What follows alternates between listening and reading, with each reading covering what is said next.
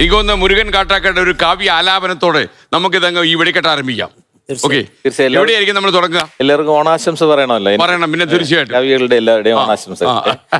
ഓണം തുടങ്ങിയിട്ടില്ലേ ഉള്ളൂ, ആദ്യ ദിവസം തിരുവോണം കഴിഞ്ഞല്ലേ ഉള്ളൂ. ഇതെന്തോ ഒരു തലയിൽ ഒരു കെട്ട് ഓണത്തിന്റെ സ്പെഷ്യൽ ആണോ? ഒരു രസത്തിന് നന്നായി, നല്ല ഒരു ഉത്സവം പോലെ ആക്കണമല്ലോ. നേരമായി നമുക്കൊരേ ആകാശം, നോവു സൂര്യൻ മറഞ്ഞ സായന്തനം, ഒറ്റ മാത്ര കൊണ്ട് അസ്തമിക്ക് മുമ്പ് ഉത്സവങ്ങളായി തീർക്കണം നാളുകൾ. അതുകൊണ്ടാണ്. അപ്പൊ ഓണത്തെ സംബന്ധിച്ച് ഓണം എന്നൊരു കവിത ഉണ്ട് എനിക്ക്. ഓണം ഓർമ്മയ്ക്കു പേരാണിതോണം, പൂർവ നേരിന്റെ നിനവാണിതോണം, ഓർക്കുവാൻ എന്തെങ്കിലും വേണമെന്നുള്ള വാക്കിന്റെ നിറവാണിതോണം.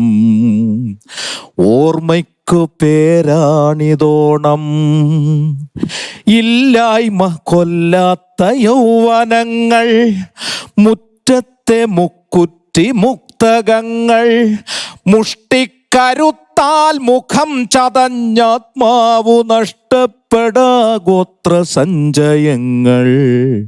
ഓർമ്മയ്ക്കു പേരാണിതോണം, മഞ്ഞ നെൽക്കതിർ ചാഞ്ഞുലഞ്ഞ പാടം, മാമ്പൂ മണക്കും നനുത്ത ബാല്യം, കൊച്ചൂടുവഴികളിൽ പൂക്കൾക്കു കണിവച്ചു കൊച്ചു കൈത്താലം പിടിക്കുന്ന കൂട്ടുകാർ, ഊഞ്ഞാലുയർന്നുയർന്നാകാശസീമയിൽ മാവില കടിച്ചുകൊണ്ടൊന്നാമനായ നാൾ, ഉച്ചയ്ക്കു സദ്യയ്ക്കു മുൻപു നെയ്യാറിൻ്റെ നെഞ്ചിൽ നീർതെറ്റി കുളി കുറുമ്പോണം.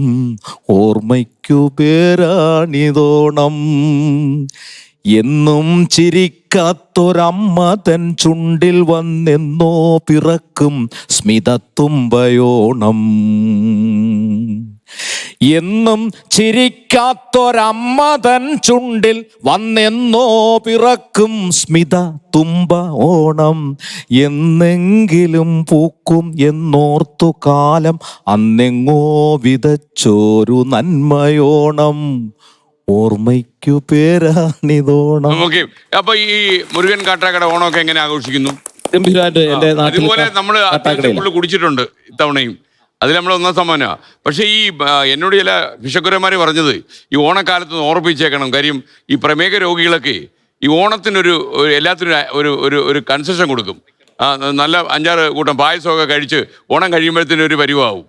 പക്ഷേ എന്നെ സംബന്ധിച്ചിടത്തോളം തീർച്ചയായിട്ടും അങ്ങനെയാണ്. ഞാൻ എൻ്റെ നാട്ടിൽ എൻ്റെ കാട്ടാക്കടയിലാണ് ഓണം ഇപ്പോൾ ഉണ്ടായിരുന്നത്. തീർച്ചയായിട്ടും ആ പാരമ്പര്യമായ ഓണ സദ്യയും സമൃദ്ധിയും ഒക്കെ നിലനിർത്തുന്ന ഒരു നാട് തന്നെയാണ്. ആ അർത്ഥത്തിൽ നല്ലത് തന്നെ. പക്ഷെ നമ്മുടെ നാട്ടിലെ പുതിയ ചെറുപ്പക്കാർക്കൊന്നും ഈ പറയും പോലെ ഇപ്പം ഈ പായസത്തിനോടൊന്നും താല്പര്യമുള്ള കുട്ടികളല്ലല്ലോ. അവർക്ക് ഒരു താല്പര്യമില്ല. ഈ പായസം എന്ന് കേൾക്കുന്നത് തന്നെ പുതിയ മക്കളെ സംബന്ധിച്ച് വലിയ കാര്യമൊന്നും അല്ലെന്ന് തോന്നുന്നു. പക്ഷെ നമ്മളെ സംബന്ധിച്ചിടത്തോളം അത് വലിയ കാര്യമായതുകൊണ്ട് മറ്റു കാര്യങ്ങളൊന്നും നോക്കാം. സദ്യയോ പുതിയ ജെൻസി സദ്യയും അങ്ങനെ തന്നെ. അപ്പൊ സദ്യക്കൊക്കെ പ്രാധാന്യം ഉണ്ടായിരുന്ന ഒരു കാലം ഉണ്ടായിരുന്നു നമ്മുടെ നാട്ടിൽ. കാരണം ഭക്ഷണം ഒരു പ്രധാന വിഷയമായിരുന്ന കാലത്താണ് ഈ സദ്യക്ക് അത്രയും പ്രാധാന്യം ഉണ്ടായിരുന്നത്.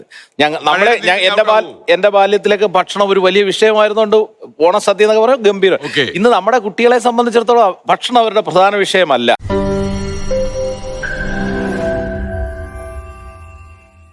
ലോകത്തെവിടെയായാലും ഏത് സമയത്തും 24 വാർത്തകളും ഓഗ്മെന്റഡ് റിയാലിറ്റി പാക്കേജുകളും എക്സ്പ്ലെയിനറുകളും വിശദമായി കാണാൻ ഞങ്ങളുടെ യൂട്യൂബ് ചാനൽ നിങ്ങൾക്ക് സബ്സ്ക്രൈബ് ചെയ്യാം.